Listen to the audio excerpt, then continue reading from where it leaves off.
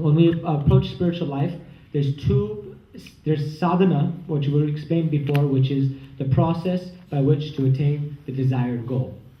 Sadhanas, like hearing, chanting, remembering. So there's Vaidhi sadhana bhakti and there's Raganuga sadhana bhakti. Vaidhi means according to the rules and regulations. It's based on fear.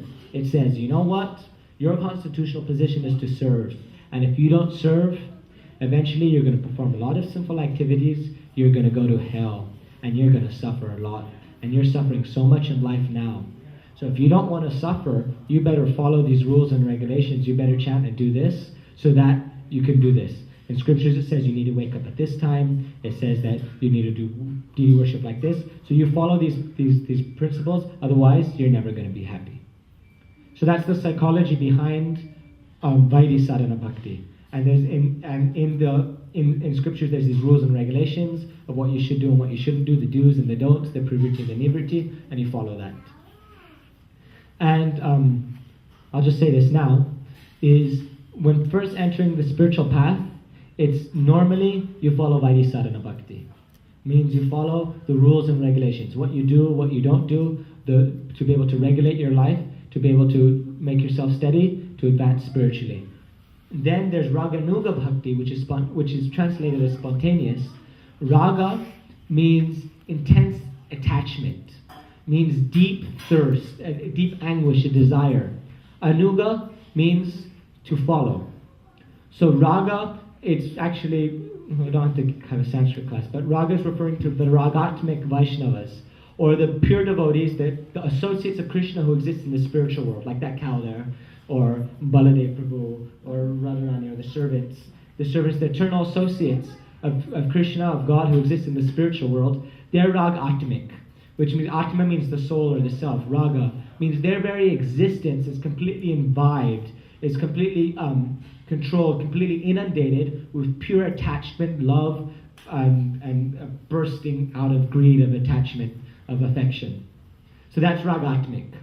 So when someone's in this world and they come in an association of a pure devotee and they hear, you know, Krishna and Sridham, they were wrestling, and then Krishna held Sridham down, and Sridham held Krishna down and he won, and they hear that story and they're like, oh my gosh, that's so cool.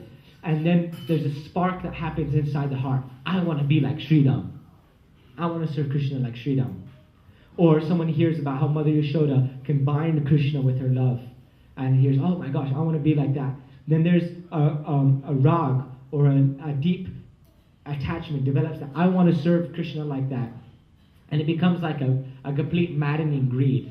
I don't care what the scriptures say. I don't care about the rules, the do's and don't. I'm going to do anything it takes to get that, to serve like that. And that becomes a complete absorption in one's mind. That's called Raganuga Bhakti. At that time, it's basically complete. It's based on mood. It's based on complete spontaneity about whatever's going to get me to serve like that specific Brajavasi, or that specific person in the spiritual world. That's Raganuga. So that can't be artificially imposed. That's a natural spark that happens in the heart when you come in the association of pure Vaishnavas. That's why hearing is so important. Hearing from the pure Vaishnavas, hearing from the pure devotee. Because when they speak, then it has that power to leave that impression, that samskar, that mark in our heart, that will eventually one day, when we hear, then something will click and that greed will come and you just go straight forward for that. Spontaneous, Raganuga, it's sometimes an abused term. It's like, a lot of times there's this misconception about what it is. It means, I don't have to follow the rules or regulations. Externally, if you look at someone who's following Raganuga and someone who's following Vaidhi sadhana, they look the same. They're both chanting, they're both waking up, they're both following. But basically, internally, there's a whole world of difference that's there. I mean, that's it in a nutshell. There's whole books written on it. There's a lot more to it, about how it comes about, why it comes about which path leads to which goal. They actually lead to different goals. And really, the million-dollar question is, what are we doing?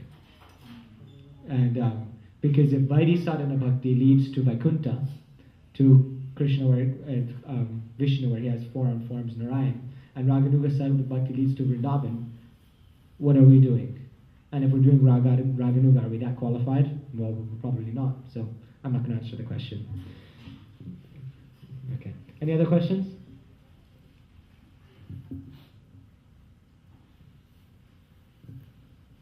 Good. What time is it? 9:45. Oh. Sometimes we hear that the perfection in bhakti, practically speaking, it may take many lifetimes. Oh yeah. But we Westerners are kind of arrogant in that way. We want things now. We want everything we wanted now. So that doesn't sit well with a lot of us, that we have to like wait so many lifetimes. So though it, when it comes down to it, I know in my case, it may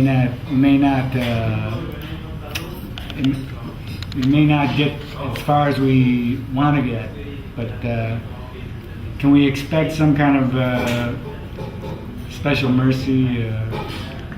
Because even though we may try to do sadhana, they say that the sadhana it's like a begging bowl, but ultimately it depends on mercy.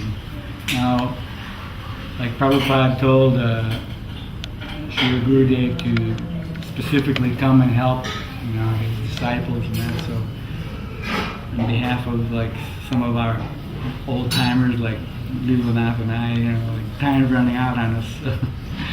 So, can we expect mercy? Okay. Did everyone get the question? Yeah? No? Yes? Yes? No? Yes? No. Okay. So the question is we hear from Vaishnavas that the process of spiritual life can take many lifetimes. This is not a one lifetime process. But we don't like that. Some of us don't like that. We want it now. It's our habit as Westerners to get it and want it now.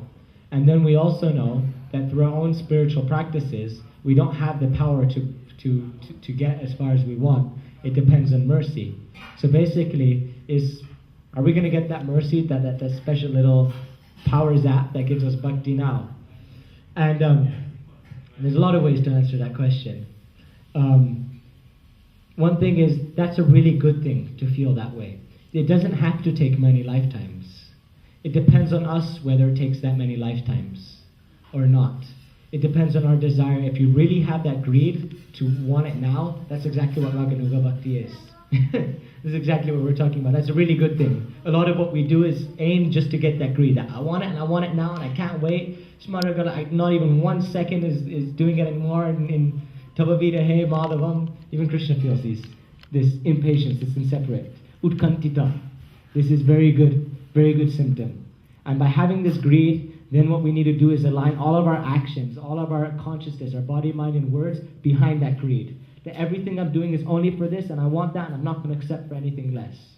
And by behaving in that, by giving up everything and having that one-pointed focus, then very quickly mercy will come, and you can get very fast.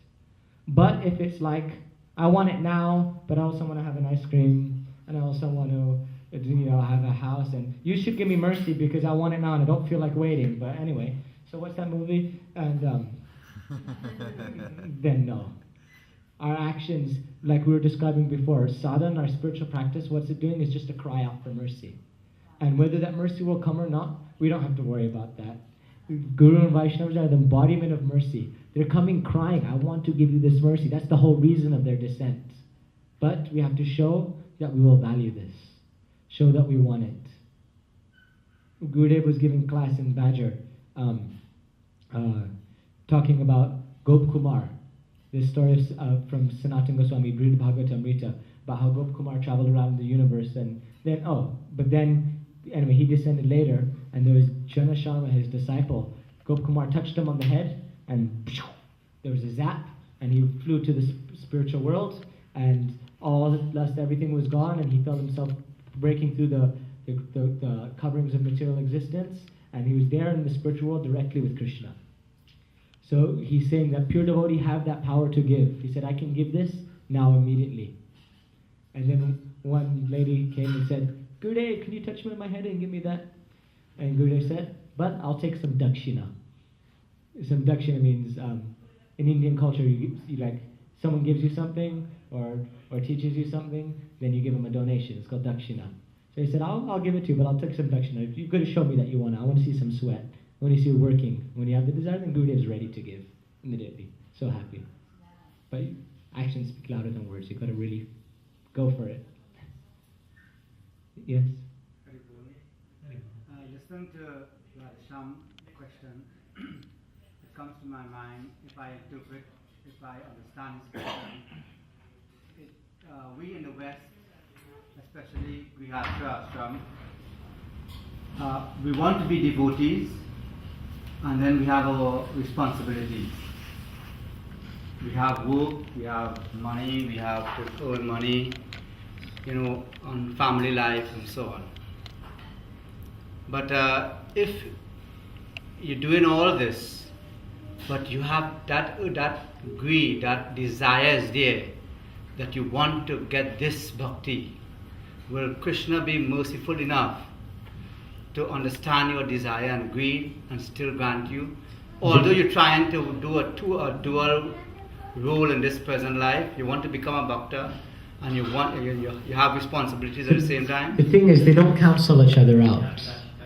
They don't cancel each other out. Most of our acharyas and pure devotees who come, they also had duties and obligations. They also had a family life. They don't cancel out. Yes, Krishna's in our heart. He's everywhere. And he completely understands our mood and, acts with us, deals with us accordingly. It's not that you have to leave your other responsibilities and everything in order to pursue spiritual life. For some people, that might be the case. Like for me, that's the case. I need to do it this way. But it's not a fact. It's not the way that it is. Bhaktivinoda Thakur, he was a district magistrate. He had 15 kids. He was in charge of Puri for sometimes. He was in charge of Navadvip. But he was called the seventh Goswami. All sannyasis of the Parampara respect him so much. And he wrote so many beautiful books. He was like the architect. Everything that we do now is based from the books that Bhaktivinoda Thakur wrote and his contribution in doing. So yes, the answer is yes. Krishna will accept our mood and our desire. It's in spiritual life, it's more like Srila Prabhupada wrote in Nectar of Devotion. Advancement in spiritual life depends on the attitude of the follower. So it's not necessarily what you do, but it's the mood and what you have it in. Having affection for your family members is a good thing. It's not bad. A lot of times, especially in all this gone, there's a lot of fakeness. Oh, you've got to be hard, and there's this false renunciation, and this very heavy thing which has caused so many problems. Spiritual life is not like this. Affection is very good, but attachment, that's for Krishna. To have that deep attachment, that's for Krishna. So do whatever you're going to do, but have your attachment and your main focus being for Krishna, and everything else you do as a duty, you do as an example, do as your obligation, which is good. No harm. In my personal life, I try to fit everything. You fit your household duties, you fit your work, you fit in your chanting, and you try to fit in at least read one verse. You want to at least do something. So all this greed is there, but then in the end you're not really, as I would say, sitting there and accomplishing something like you want to do all this meditation, get all this realization, because there are so many things you're doing at the same time. Yeah. There's Gurudeva describes from Bhajan Rahasya, but there's the different stages of how we advance in spiritual life. There's the stages of Anishtata Bhakti, or Bhakti before you become established in it, before Nishta comes. And one of the stages is called Niyamakshama, which means that I vow from today on, I'm going to chant 64 rounds every day. Rah! And then you do it for 1 day, 2 days, and then it doesn't happen anymore. And then you try and make another vow. I'm going to do this. Every day I'm going to do RT 3 times a day. And then you don't do it. It's just a natural part of not being a pure devotee. When you're a pure devotee, then everything will flow. But on the way, it goes up and down, up and down. Our previous impressions, the surroundings that we have, are always taking a toll and doing that. But don't worry. Chamberlain said, try again. Get up, stand, go for it, and one day it must be successful.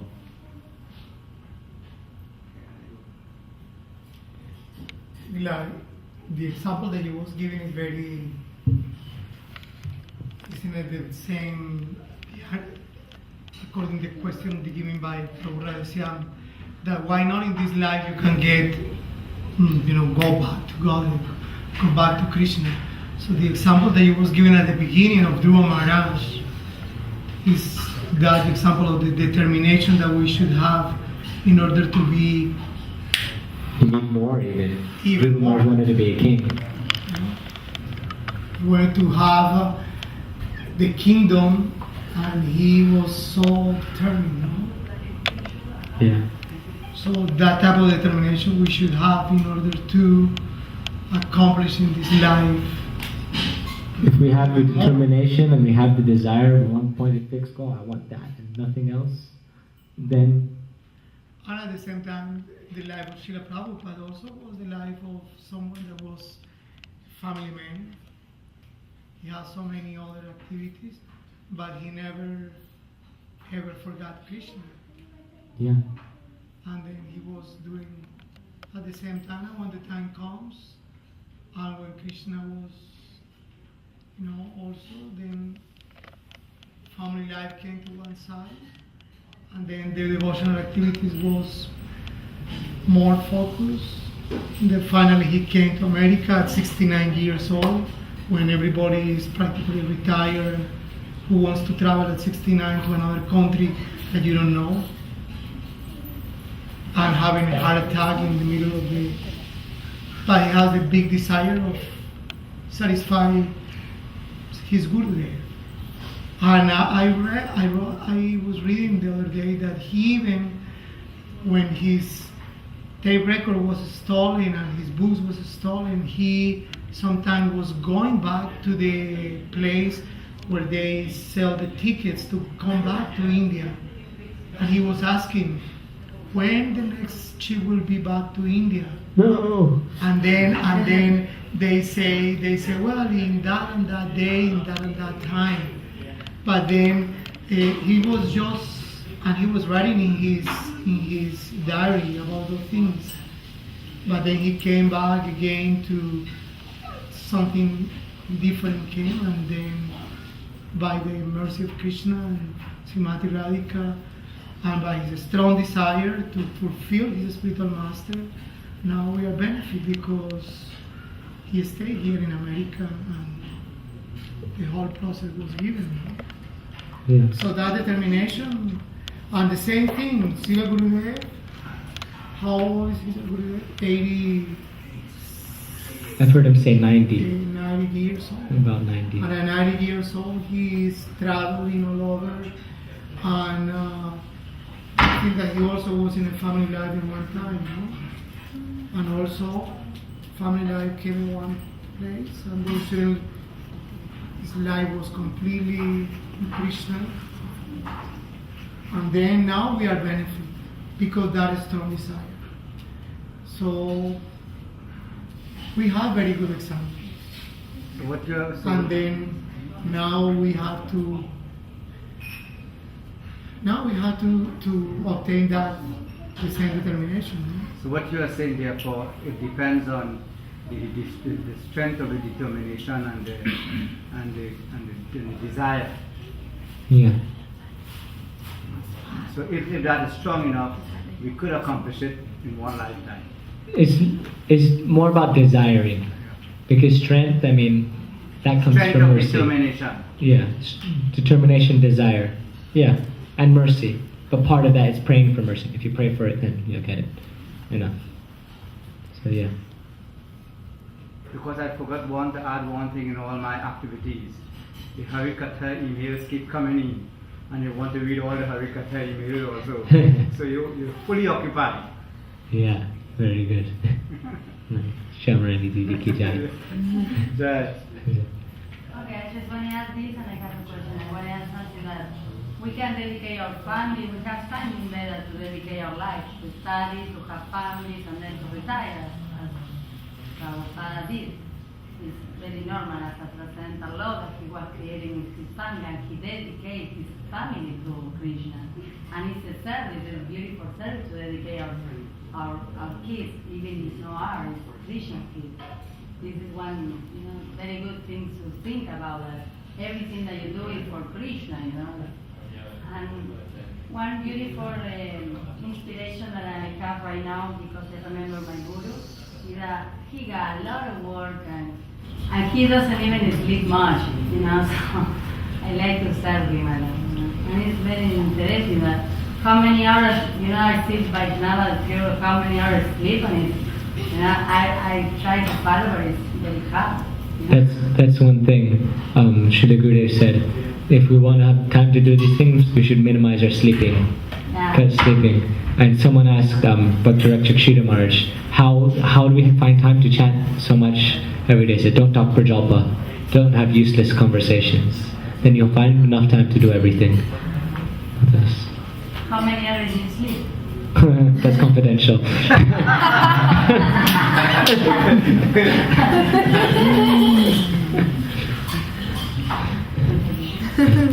Any other questions? It's one I don't answer.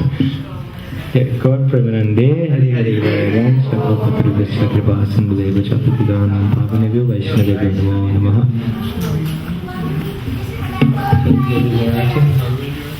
I think so. Are we going to do RT?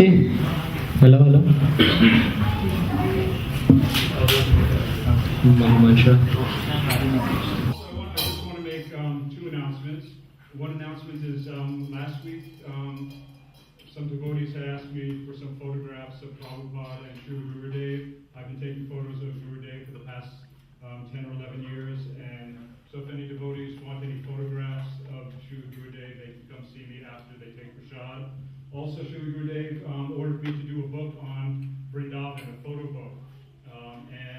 Some people came forth last week who wanted to participate. I need somebody who can go through some of Srila Gurudev's writings and some of the writings of our acharyas and select very nice quotes of glorification of Vrindavan, Govardhan, all areas of Braj.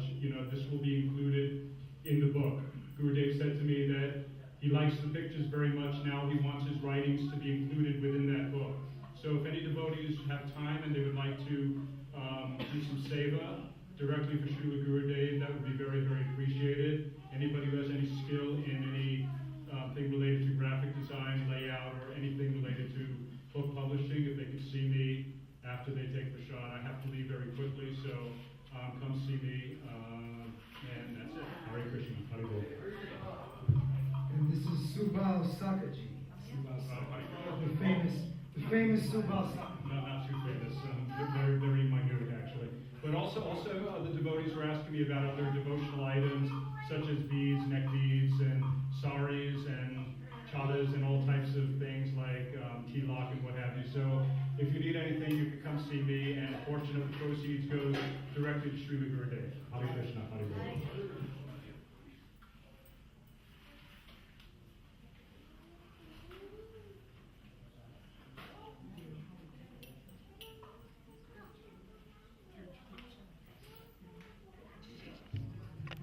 Also, by the way, there's going to be, I believe, 6 Harinam initiations there.